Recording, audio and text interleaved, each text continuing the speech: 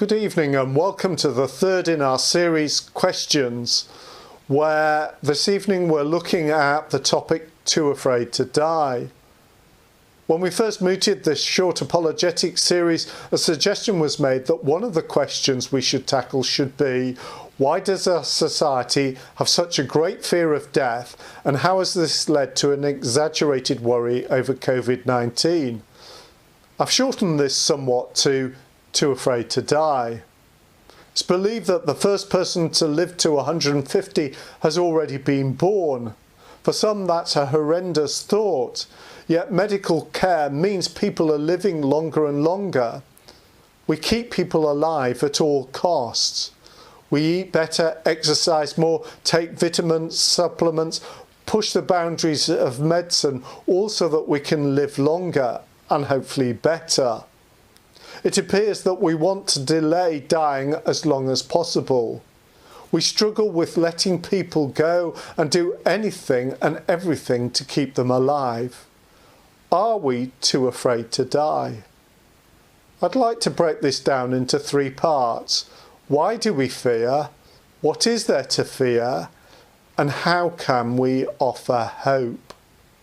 So the first thing I'd like to look at is, why do we fear? How easy do you find it talking about dying and death? It's an interesting question because all of us, without exception, leaving Enoch and Elijah aside, are going to have to die.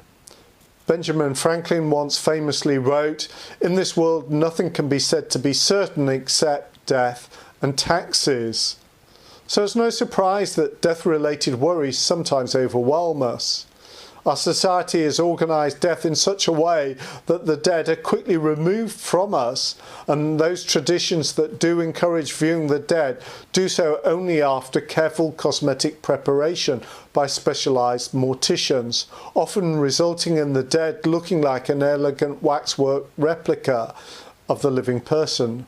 We sanitise death and dying as much as possible to deal with the fear, and this is perhaps why when confronted by the excess number of deaths during this pandemic, we are more fearful than we normally are. We cannot avoid it. We cannot sweep it under the carpet. It is in our faces. And we don't like the presence of death. Attendance of children at funerals and cemeteries is generally not encouraged, adding to that sense of dreaded unfamiliarity with death, with which many of us grow up with. The thought of death is not a pleasant one, and many of us avoid such morbid musings, naturally choosing to focus on life and what it has to offer. Stephen Hawking wrote, "I have lived with the prospect of an early death for 49 years. I'm not afraid of death, but I'm in no hurry to die. I have so much I want to do first." Even when we've considered death and dying, it's this focus on life that motivates a person to live. Yet why bother? If we're born, we live, we die. We come from nothing, we return to nothing. Why bother? Why be motivated to live? Why care about the impact we have on this world? Alfred Nobel read his obituary in the newspaper. Few get to read their own obituary before they die. The paper had made a mistake. It was his brother that had died. Nobel was frightened by what he read. His invention of explosives had led to mass human loss and suffering. In response, Nobel set up the Nobel Prizes because he wanted to be remembered for more than blowing people up. Yet why do we want to be remembered? 2,300 years ago, the Greek philosopher Epicurus wrote, "Why fear death when we can never perceive it?" The Roman Epicurean philosopher Lucretius later pointed out that our state of non-existence for the eternity of time after our death is the same state as for the eternity of time before our birth. In other words, why should it bother us? But it does. Anthropologist Ernst Becker has helped shape current understandings of death, anxiety, and its causes.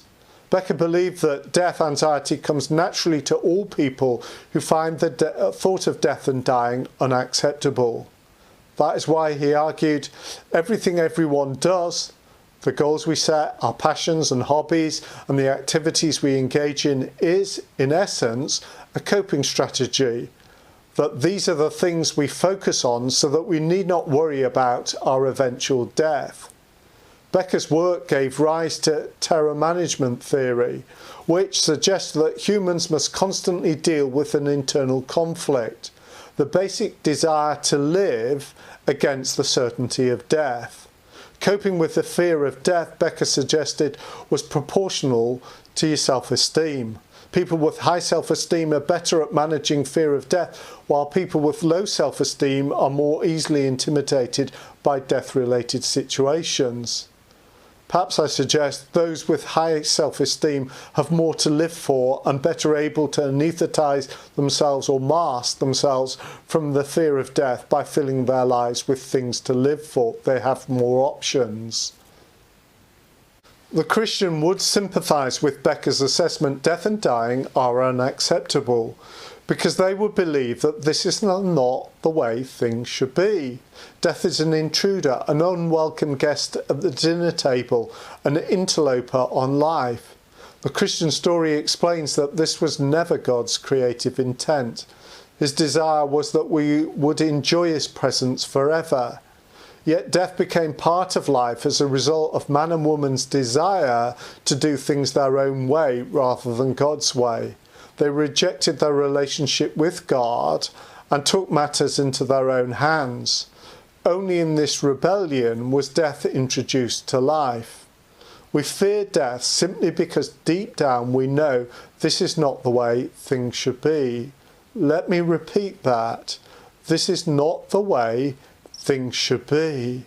And that resonates deep within the human heart. The second thing I'd like us to consider is, what is there to fear? Death involves the fear of the unknown. Think about how readily you embrace something new. Death is not something we've tried before. In a fascinating lecture I attended, researchers were trying to establish what death was like by interviewing those who had an out-of-the-body experience, hovering on the edge of death or life, particularly those who had such experiences on an operating table in hospital. Many reported looking down on themselves when they were in the operating theatre. So researchers decided to put messages on equipment above the operating table to see if any of those who had such an experience were able to look down and see those messages and actually, in reality, see what was going on.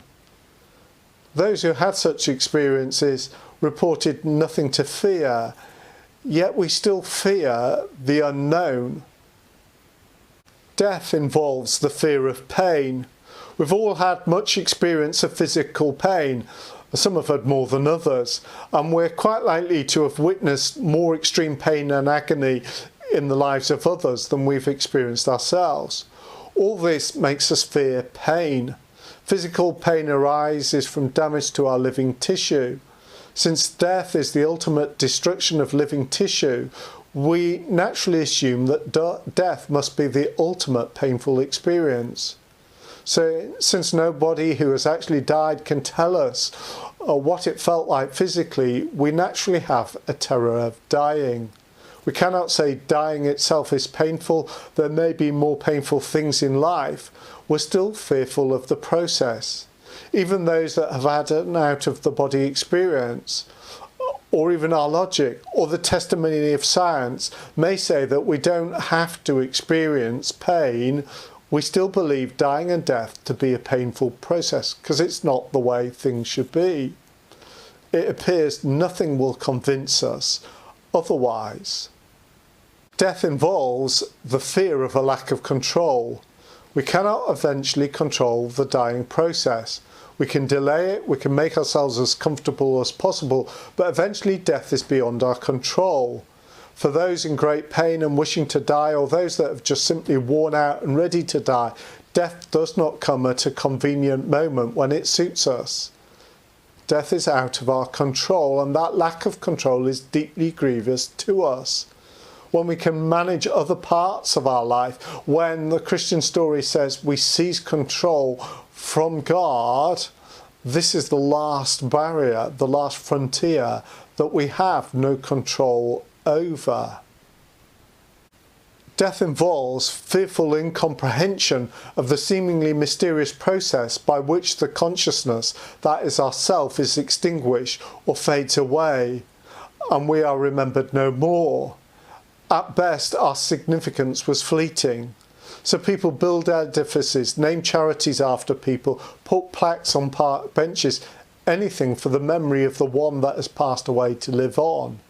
This loss of memory seems grievous to people, and in certain cultures, honouring the dead, reciting lists of forebears, what are the genealogies in the Bible about, is a way of remembering and not forgetting. Death also involves the fear of regret. We're confronted by the regret of not making the most of every opportunity. We've not lived life to the full. Though we might try and go through life avoiding all regret, at death we're confronted by what more could we have done? Did we do enough? We're confronted by the reality that this is the ultimate reality. But there is another fear. We've all heard the rhetoric that puts the fear of hell into us. In years gone by, those fiery preachers scared the hell out of us and scared us into heaven. We're fearful that we've not made the right choices and of the eternal consequences. Perhaps I can gently put it this way with a story. One day while walking down the street, a highly successful executive woman was tragically hit by a bus and killed. Her soul arrived in heaven, where she was met at the pearly gates by St. Peter himself.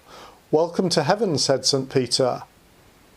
Before you get settled in, though, it seems we have a problem. You see, strangely enough, we've never once had an executive make it this far, and we're not really sure what to do with you. "No problem, just let me in," said the woman. "Well, I'd like to, but I've higher orders. What we're going to do is this, let you have a day in hell and a day in heaven, and then you can choose whichever one you want to spend eternity in." "Actually, I think I've already made up my mind. I prefer to stay in heaven," said the woman. "Sorry, we have rules," said St. Peter. And with that, he put the executive in a lift and it went down, down, down. The doors opened and she found herself stepping out onto a putting green of a beautiful golf course. In the distance was a country club, and standing in front of her were all of her fellow executive friends with whom she had worked. They were all dressed in evening gowns and cheering for her. They ran up to her, kissed her on both cheeks, and they talked about old times. They played an excellent round of golf, and that night went to the country club where she enjoyed an excellent steak and lobster dinner. She met the devil, who was actually quite a nice guy.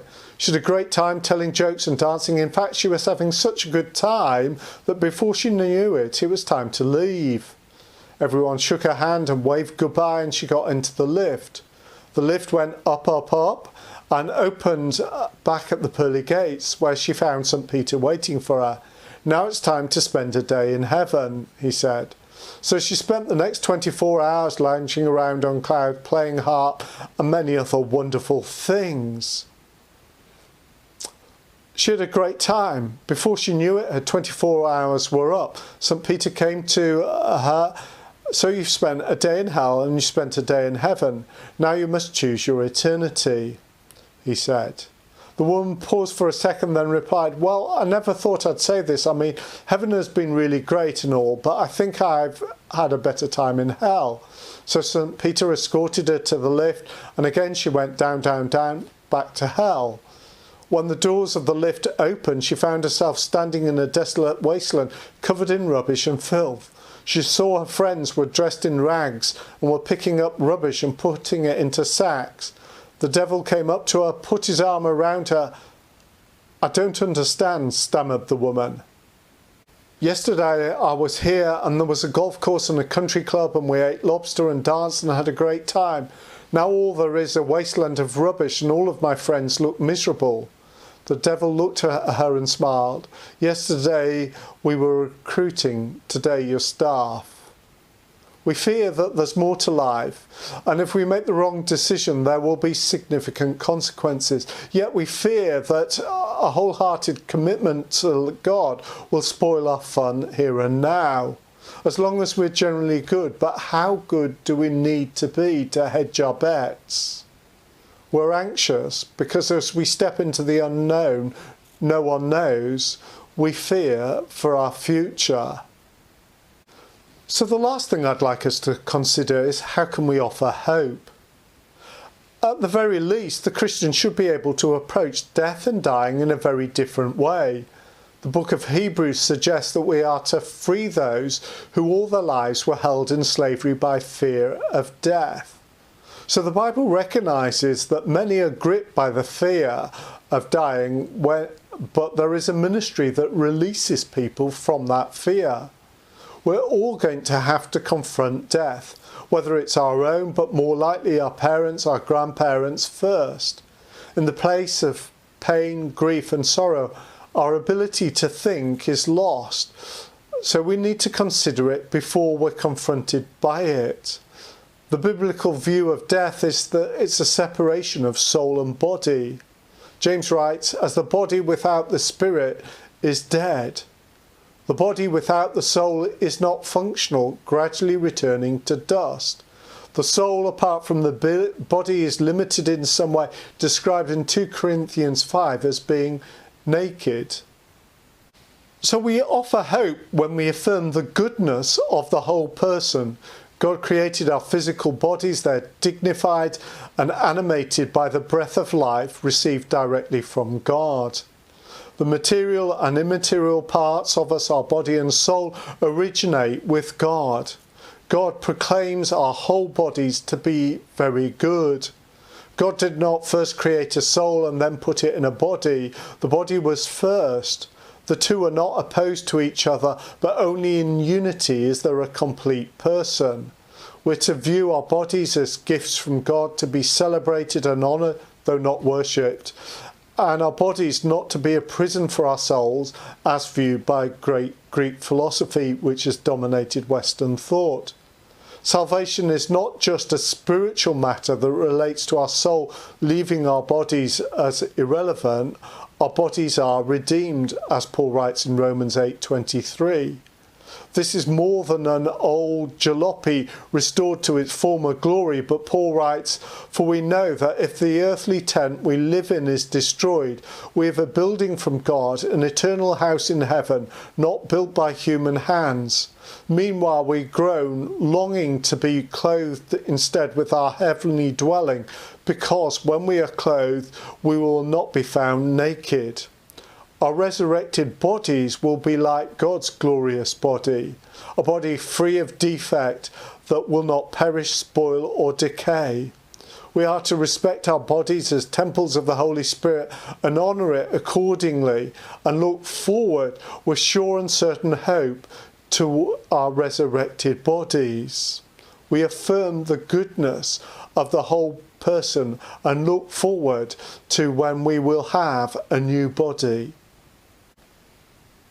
We offer hope because there is a secure future offered to those that trust in God. We fear dying because we carry within our hearts that sense that we were to be eternal. That's why we push the boundaries of life. We want to live longer and longer. Deep within our hearts, it resonates with eternity that we were created to enjoy. That immortality has been disrupted by the intruder death.